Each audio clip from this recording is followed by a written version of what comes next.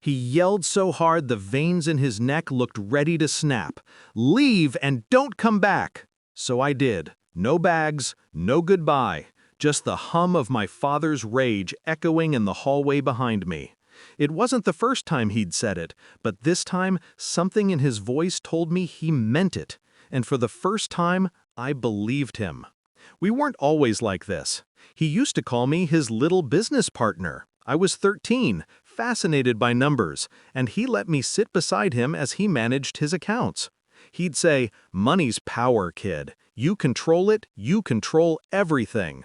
And I believed that too. I watched him build an empire out of charm and credit, watched him talk people into believing he was successful long before he actually was. I guess that's the thing about manipulation. You don't realize you're a part of it until you start seeing the strings attached to you. When Mom died, he turned cold. Drinks replaced dinners. Silence replaced warmth. He started using my name, my good credit, my accounts for temporary holds and business emergencies. I didn't question it at first. Family helps family, right? But when I turned 21, the letters started coming. Collections, defaults, loans I never took. He'd used me as collateral for his lies. The night I confronted him, he didn't even look sorry. He laughed, like it was some joke I wasn't smart enough to get.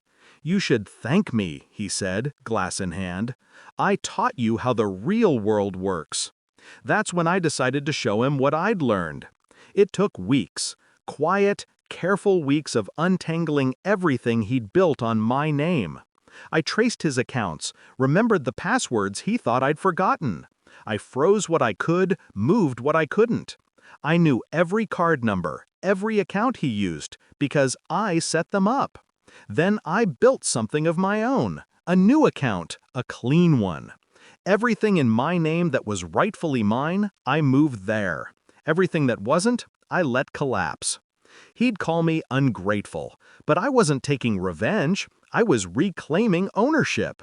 When I left that night, after he screamed, after I dropped the house key on the counter, I didn't look back. He thought I'd come crawling home once the money ran out. He underestimated how quiet revenge can be.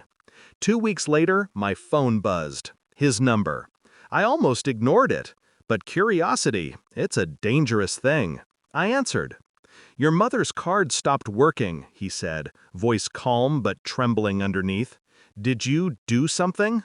Funny how he still called it hers. She'd been gone 5 years. The card was mine now. Everything was. "I just moved things around," I said. Silence. Then, sharper, "You had no right." I let the words hang there. He'd said those same words when I asked him about the loans. It was poetic, really. "Neither did you," I said. He didn't speak, just heavy breathing, confusion, anger, realization. I could almost hear him piecing it together, the frozen accounts, the cut cards, the credit lines he could no longer touch. "You think you can destroy me?" he finally said. "No," I said, calm as a whisper. "You did that yourself. I just stopped funding it." That was the last time we spoke.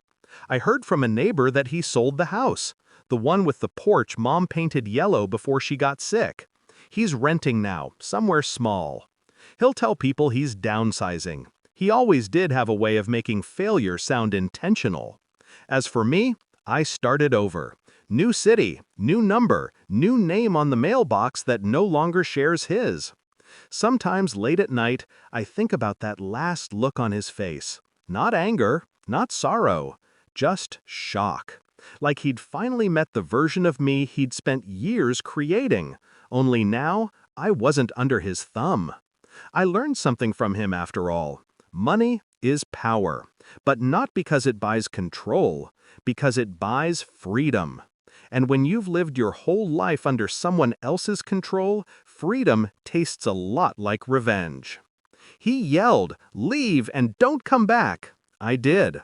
And when the card stopped working, when the world he built on my back crumbled beneath him, I finally understood what it meant to leave something behind. Not just a house, not just a father, but the version of myself that ever needed his approval. That's the part he'll never understand.